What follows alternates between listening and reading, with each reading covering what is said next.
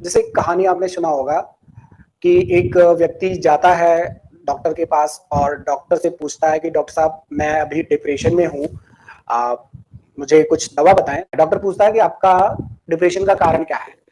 तो डिप्रेशन का कारण वो बता नहीं पाता है, हंस देता है कि डिप्रेशन का कारण उसे पता नहीं रहता। डॉक्टर बोलता है कि ऐसा करिए कि बगल में सर्कस लगा हुआ है और उस सर्कस में आप जाकर के देखिए वहां पर जो जोकर होता है सर्कस का, वो खुद तो मार खाता है लेकिन दूसरों को हंसाता है और इसको देख करके लोग बहुत हंसते हैं। आप भी जाइए, आपको हंसी आएगी। इस बात को सुन करके वो जो व्यक्ति है वो कहता है कि मैं ही वह जोकर हूं। इस बात से डॉक्टर बड़ा स्तब्ध रह जाता है। इसके बाद ये कहानी आपने बहुत बार शायद सुनी भी हो। देखो, हम आप जो होते हैं, जो घर के जिम्मेदार पर्सन होते हैं ना, वो एक्चुअली बहुत सारी लाइबिलिटी के साथ जीते रहते हैं। लाइफ में फैमिली प्रेशर तो सबके साथ ही होता है, किसी एक के साथ में नहीं होता है। हाँ, वो बात अलग है कि कुछ लोग बहुत अच्छे घर से हैं तो उनको पैसे का कोई इशू नहीं हो, नौकरी के लिए तैयारी कर रहे हो, किसी भी काम को आप कर रहे हो एक अच्छा पैसा जनरेट करने के लिए कर रहे हो, तो ये जो चीज है ये हमें आपको कहीं ना कहीं परिवार का दबाव महसूस करवा देता है कि आप कम समय में कैसे ज्यादा कर ले, कम समय में कैसे जो नौकरी प्राप्त कर ले।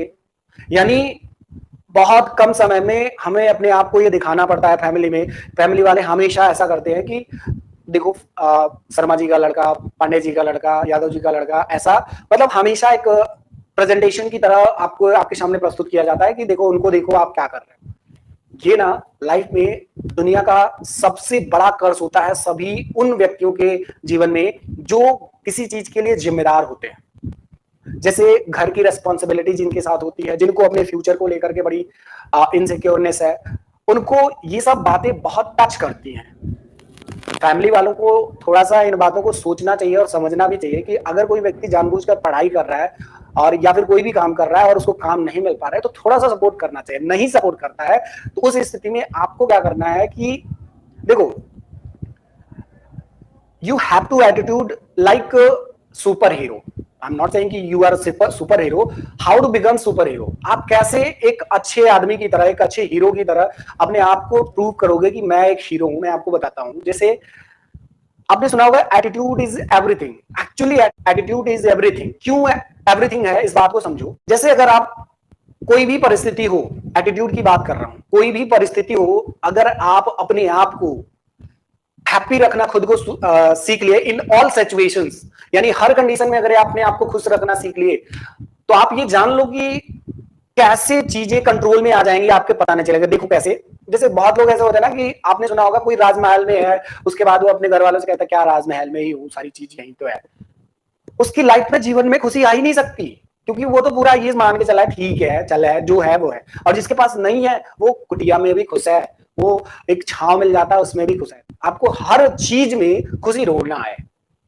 एटीट्यूड का मतलब एक चीज यहां पर और निकालना कि अगर जैसे कुछ लोग ऐसा होता है कि इंतजार करते रहते हैं, समय आएगा हम कुछ कर लेंगे, समय आएगा कुछ कर लेंगे। मैं आपको बता रहा हूं कि जो लोग ये इंतजार करते हैं कि बड़ा समय आएगा हम बड़ी चीजें कर लेंगे, और वो जीवन में किसी भी प्रकार का कोई बड़ा समय नहीं पाते हैं और जीवन भर ऐसे ही रह जाते हैं।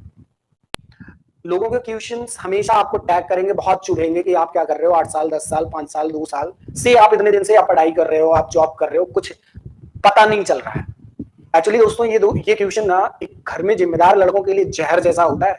इतना बुरा लगता है ना अंदर से कि वो बस कुछ बोल नहीं पाते और अंदर ही अंदर टूट जाते हैं। ऐसा थोड़ा सा फैमिली वालों को सपोर्ट करना चाहिए, लेकिन कोई भी घर वाला ये जानबूझकर नहीं बोलता क्योंकि आपसे ही उसको सारी नीड है।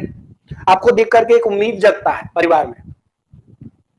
तो लाइफ में कभी भी अगर इस तरीके का प्रेशर आए तो सबसे पहली चीज इग्नोर करना सीखें। इग्नोर के बाद आपको अपने एटीट्यूड पर फोकस करना है। एटीट्यूड के साथ साथ आपके पास जो है उसमें हैप्पी रहना सीखें।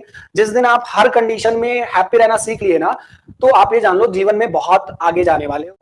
भगवान बुद्ध ने कहा था कि जीवन दुखों से भरा है, दुख थोड़ा सा कम होता है तो आदमी अपने आप को सुखी महसूस करता है।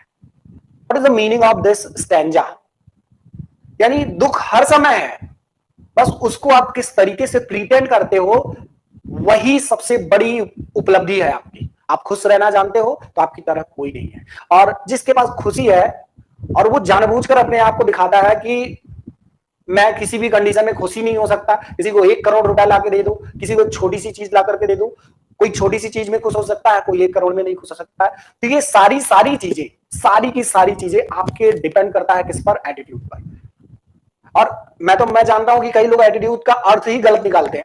एटीट्यूड मतलब आपकी जीवन शैली जिससे प्रभावित हो। सबसे बड़ी चीज, अगर आप चीजों को अडॉप्ट करना सीख लिए, अगर चीजों को अडॉप्ट टू चेंज क्विकली, आप हर सिचुएशन को अगर आप एक्सेप्ट करना सीख लिए, जैसे समाज बदल रहा है तो उस हिसाब से आप बहुत तेजी से अपने आप को बदल लेते हो, तो ये जान लो कि आपका एटीट्यूड, आपका एडॉप्शन, आपका बिलीव सब मिला करके ना आपको एक मजबूत इंसान बनाते हैं और मजबूती के साथ किसी कार्य को करने के लिए प्रेरित करते हैं।